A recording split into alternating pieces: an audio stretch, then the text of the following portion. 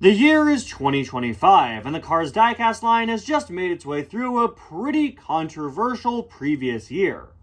You see, 2024 wasn't all that well received, with the main focus being Cars on the Road diecasts 2 years after the show came out, with a lot of people simply not being interested. There were also very few good re-releases in 2024, just really not all that much to write home about. The one highlight of 2024 was the GRC, a new expanded universe line in the main line with brand new variants of World Grand Prix cars as well as some Cars 3 racers.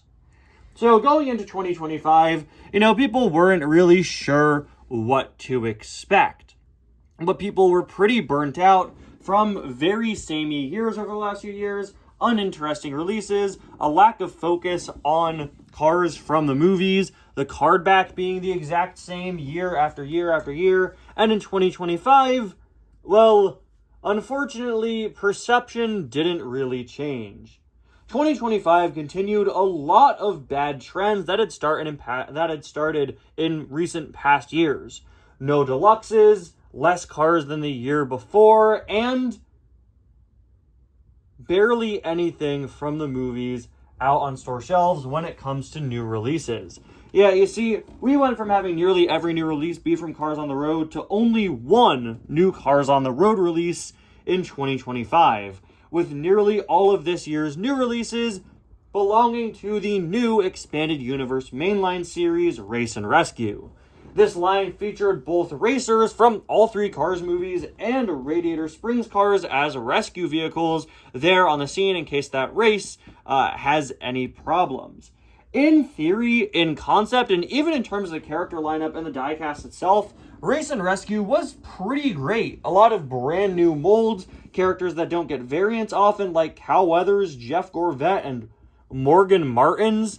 The problem was really the fact that, well, every new release in the 2025 line, except for like 2 or 3, was from Race and Rescue. And the line got a pretty bad reputation pretty fast. I've made it no secret that I wasn't a big fan of Race and Rescue. Like I said, I do think that the items themselves are pretty great and high quality, but yeah, it just kind of became emblematic of a year where things could have been better. But that doesn't mean it was all bad.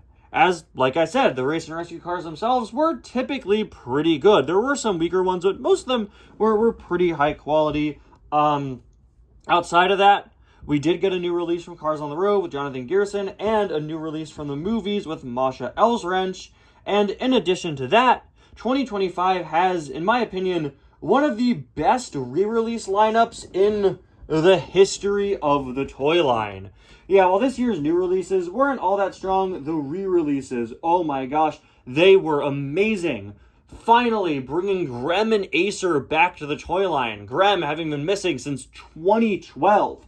Wrapping up the Cars 1 Piston Cup Racer re-releases with Eugene Karbareski, Ernie Gearson, and even Ryan Shields, whose last release skipped over the US and several other major regions. Like, every Cars movie this year had some fantastic cars coming back. My Name Is Not Chuck with Cart came back. Pit Crew Sarge is a less interesting one, but still a pretty notable one nonetheless. Yeah, there were some really, really great items back in 2025. And that's not even mentioning the other Tokyo Mater cars with Cho and Kayandi. That's also not even mentioning McQueen with Shovel. I'm sorry, I'm just looking at the checklist poster now and realizing, again, there were so many good ones last year. JW, Christina Whelan, Flo with Trey. Okay. Of course, the best ones, the haulers that came back. Because this year, they brought back Jerry recycled batteries and some of the truck stop haulers, cars that were multiple $100s online, back in store shelves. So, yeah, I think 2025 is a pretty definitive look at a mixed bag year of the Cars diecast line. Some pretty weak stuff, but some pretty good stuff in there as well, if you know where to look. And where we're looking today is outside of the main line, to the Glow Racers line. Yeah, the Glow Racers started back in 2023 and had a pretty awkward history with very few releases. They were kind of dying a slow death going into 2025, with only one new release in the entire calendar year of 2025 with Wingo. There was supposed to be another Glow Racer out, but I guess it got canceled, and I don't even think we ever found out who it was. But Glow Racer's Jackson Storm, who was released alongside Ramon in a wave in like December of 2024, meaning that it does count for this series as a 2025 release since the 2025 line had already started at the time. Same sort of deal as Peggy Liner a few weeks ago. This guy right here, Glow Racer's Jackson Storm, absolutely blew me away.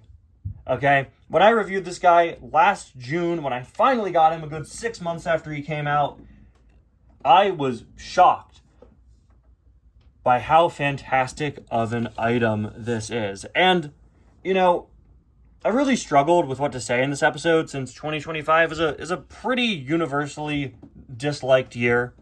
You know, we kind of came to the head of a lot of bad decisions over the last few years of the diecast line, but this is a series reflecting on and celebrating the history of the Cars diecast line. And I was like, okay, I didn't like last year. A lot of stuff there was bad, but how can I highlight the good?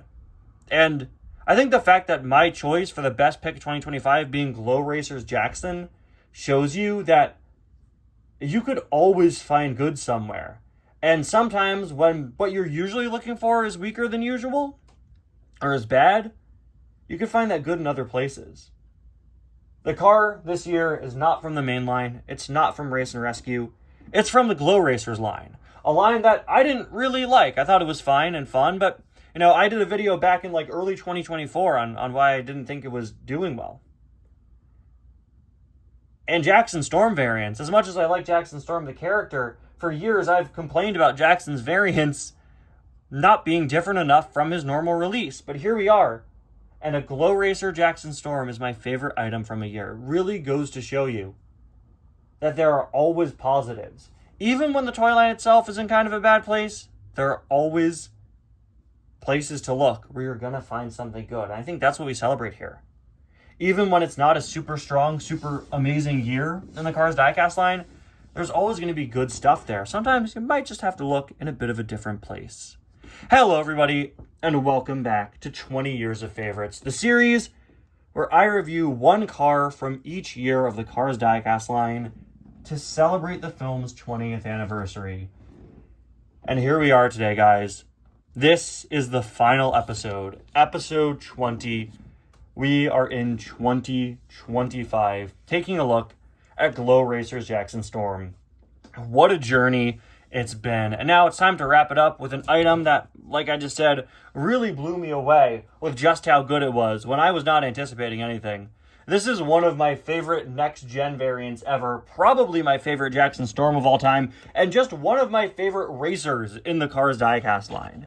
The incredibly sleek look is incredible. It's so cool. It's almost like Tron-esque, you know, in design, and even better, it's a fully functioning glow-in-the-dark car. All of that blue on him is gonna glow. So, yeah, I want to start off by talking about the expression, because I think it's really spot on to Jackson. Over the last few years, they've been starting to make some incredibly screen-accurate character expressions, and I'm happy to see those be put on expanded universe cars as well. This feels like a face you would see Jackson Storm make in Cars 3.